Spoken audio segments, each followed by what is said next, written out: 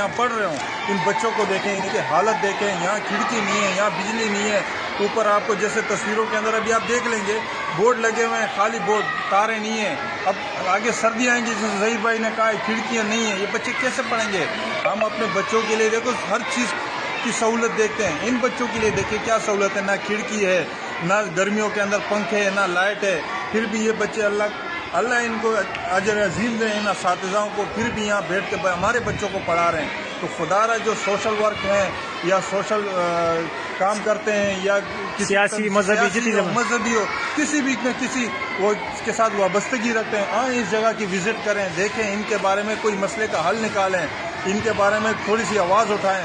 जैसे हमारे ज़हीर भाई ने आज मुझे कहा है कि आएँ यहाँ की विज़िट करते हैं, यहाँ बहुत परेशानी हो रही है। यह असातिज़ाओं का काम नहीं है, यहाँ सिर्फ 2-4 बंदों का काम नहीं है, ये पूरी इलाके का काम है। हम नहीं उठ रहे हैं, हमने इलाके के लिए आवाज़ उठानी है और अल्लाह पाक इंशाल्लाह इस काम को करेगा। लेकिन क्या है कि मेरी पहल होनी चाहिए, आपकी होनी चाहिए, इस पूरे इलाके के लोगों की पहल होनी चाहिए कि कोई भाई इस खिदमत का काम है और कौन इस खिदमत के लिए अपने आप को पेश करता है। आएँ अपने आप को खिदमत के लिए पेश करें, स्कूल के लिए, बच्चों के लिए, इन बच्चों के मुस्तकबिल के लिए।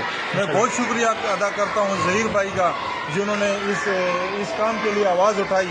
हर जगह पे माशाल्लाह आवाज़ उठाते रहते हैं। आज सोचा कि इसके बारे में चलते हैं, आवाज़ उठाते हैं। मैंने कहा बिल्कुल ज़हीर भाई आप आगे हो, हम आपके पीछे हैं। मैं बहुत शुक्रिया अदा करता हूँ ज़हीर भाई का। शुक्रिया नियाज़ भाई, आपका शुक्रिया। सलाम।